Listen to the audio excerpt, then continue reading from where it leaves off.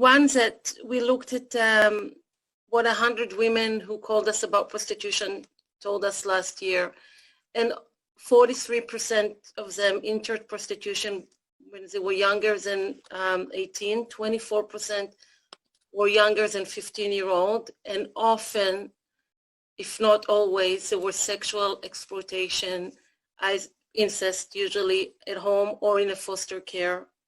Men have a choice, and they can choose not to. They can choose not to rape. They can choose not to beat. They can choose not to harass, and they can choose not to kill women. The majority of young girls that I've worked with under the age of 18 have been sexually abused in some way. Probably less than 5% of the men that participated in that program had been sexually abused in some way. And so that was a very small percentage. And men said the reason that they did it, the reason that they solicited women or that they wanted to purchase women was for the thrill. So many of them had means. You know, we've had doctors, we've had lawyers, we've had ministers, everyone. Many men from different walks have been through the John School. So if you go back to the period before the second wave of feminism in the U.S., go back to the 1950s, sexual violence, rape, was understood as the deviant act of a very small number of men. The assumption was there was something wrong with that individual man. And what the feminist critique, of course, helped us understand is the psychological profile of the rapist is the psychological profile of a pretty ordinary guy. By that, I don't mean that all men are rapists or that there aren't men who rape who aren't suffering from all sorts of psychological problems, but that the prevalence of sexual violence in this culture means it cannot be a small number of deviant men. That just makes no sense. And that's where I think we start, by recognizing that we, in this culture, socialize men to be sexually dominant. And some of that socialization is going to lead men to commit acts of sexual violence, no matter what the psychological profile of the individual men.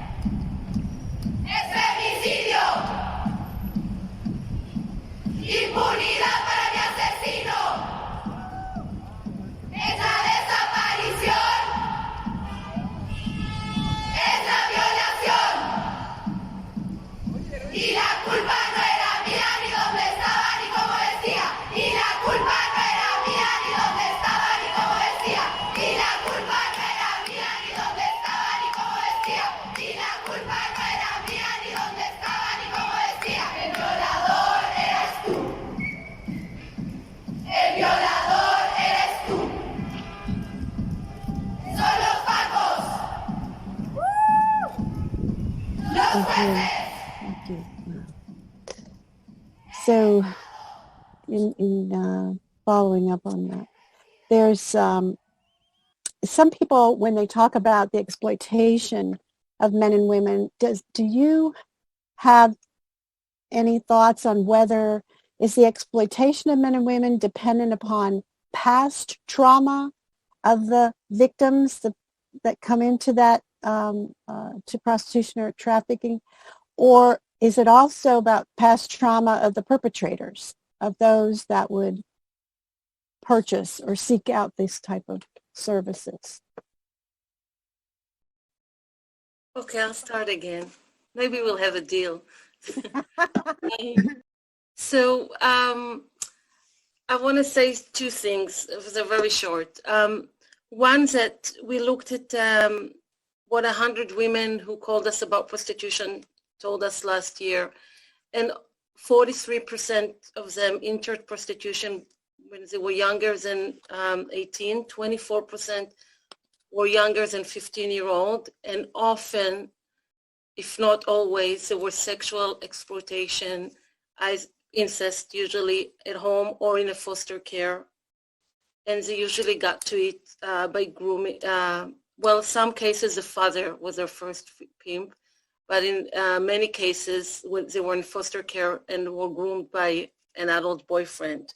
So definitely for younger women, girls who been sexually exploited, there is very, very strong connection to abuse, trauma, and incest. it's not as true for women who enter as adults. There are other reasons, I will talk about them later. But I also want to say that I know many men who've been victims to sexual violence or other forms of violence, and we know many, many women. I want to say that we know so many women who've been victims in their childhood or the terrible trauma of violence, and they're not acting out. And I know quite a lot of men, less in Canada, but mainly for where I come from Jerusalem, who when they found out what I'm doing, told me, or through personal connection. And we know there are many, many men, indigenous men, who are survivors of residential school sexual assault and abuse, and they choose not to hurt others. So it's really, really important for me to emphasize that regardless of what the men who commit violence against women experience, men have a choice. They always have a choice if to harm someone else, usually a woman or a child, or not. And that's a very, very key point. So there are a lot of reasons why people do things, but men have a choice, and they can choose not to. They can choose not to rape. They can choose not to beat. They can choose not to harass, and they can choose not to kill women. I agree with Hilla, definitely when it comes to little girls.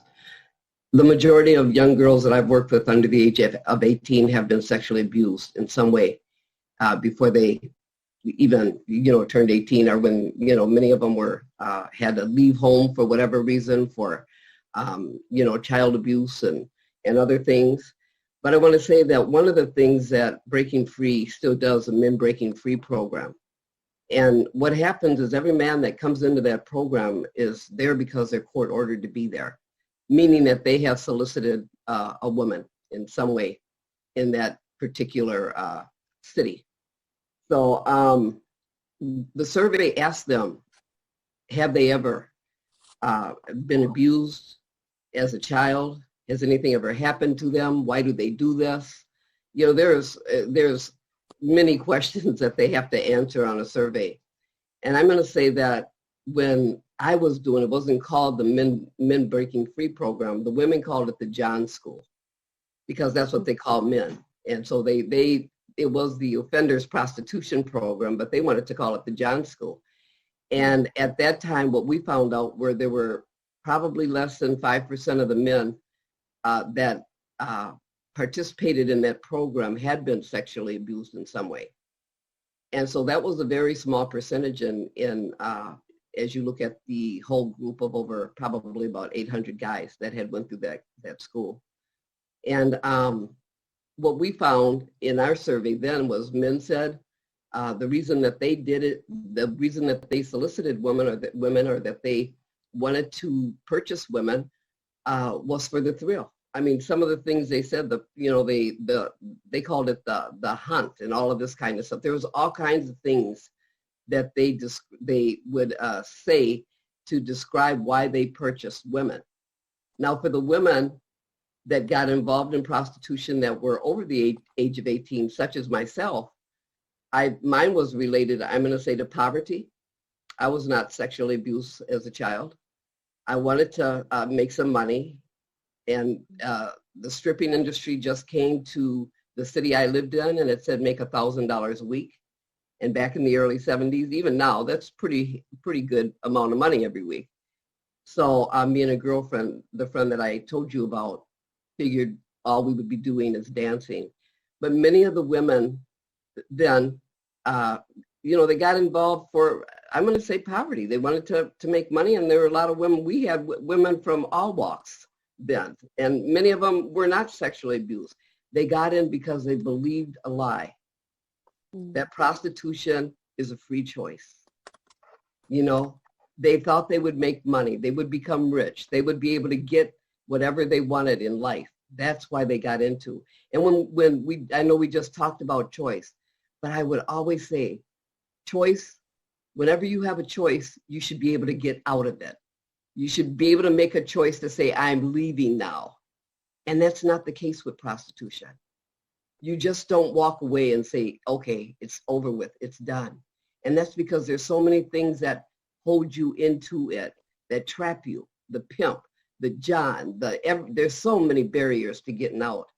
But overall, what we found that the majority of men that had purchased women were at their income level was about $40,000 a year.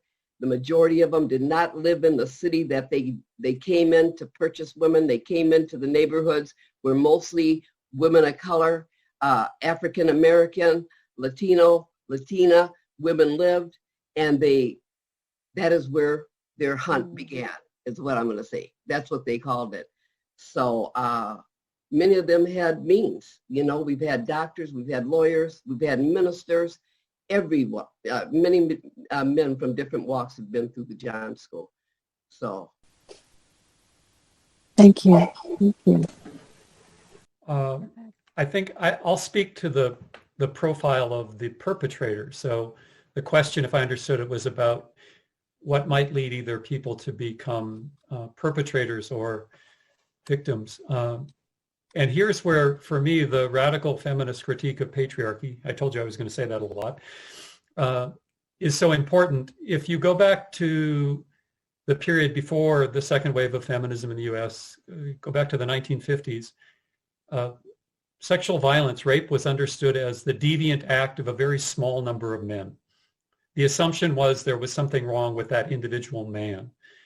And what the feminist critique, of course, helped us understand is the psychological profile of the rapist is the psychological profile of a pretty ordinary guy.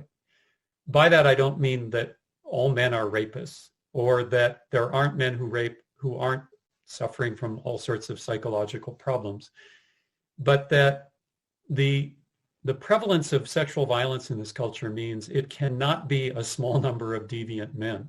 That just makes no sense. People sometimes want to say, well, it's working class men or it's non-white men. Everybody's always trying to point a finger at the group that's most culpable. And I think what feminism taught me is the category of perpetrators is men, and you start there. I'll tell a short story that really helped me understand this. I was speaking with a woman who was the on-campus rape crisis counselor at a very elite American university, the kind of place where the vast majority of students are from wealthy backgrounds. And she told me that before this job at the university, she'd worked at a public agency where she'd done rape crisis counseling in low-income areas. And naively, I said to her, well, this job must be in some sense less stressful, going from a public agency with a lot of low-income clients to a private university with a lot of wealthy students. I said it must be, I didn't want to say easier, but it must be less stressful. And she said, no, that's exactly the opposite. She said, I hear stories, especially about child sexual assault and especially about fathers raping daughters.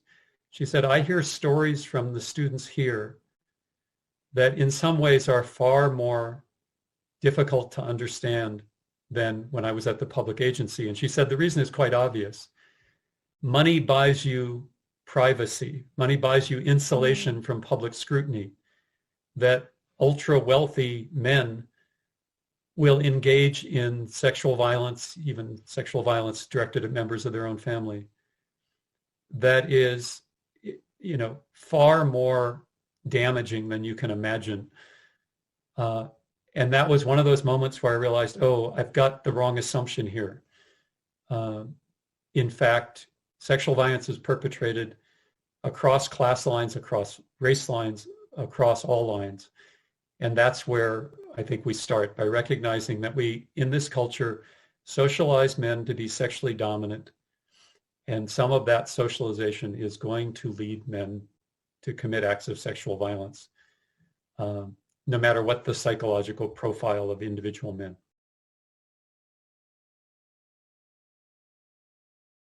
At our 2020 state convention in Bon Air, Georgia, the human rights plank of the platform of the Georgia Green Party was amended to add a new paragraph 12 entitled, Support the Nordic Equality Model for State Regulation of Prostitution. Reading, Greens support a goal of abolishing prostitution. with the adoption of Nordic model-inspired reforms which 1. Criminalize pimping and pandering. 2. Protect those prostituted by the industry from prosecution. 3. Offer survivors social support sufficient to an exit strategy. And 4. Leverage public educational resources to address men's sense of entitlement to sexual access to women's bodies. We advocate immediate reform of Georgia's Safe Harbor Act to provide for a presumption that anyone engaged in prostitution or solicitation under state statute and related local ordinances was indeed acting under coercion or deception, and ought, as a consequence of that presumption, to be protected from prosecution. We urge increased fines and fees already authorized for the existing Safe Harbor for Sexually Exploited Children Fund to accommodate the larger client base for social services which these changes will generate, to build new capacity for the battered women's shelters and other social services necessary to facilitate an effective exit from the industry. We urge that the Georgia Peace Officer Standards and Training Council develop new protocols and retrain law enforcement officers across the state to treat the mostly women and children involved in prostitution as victims of criminal exploitation rather than as criminal suspects. Patriarchy is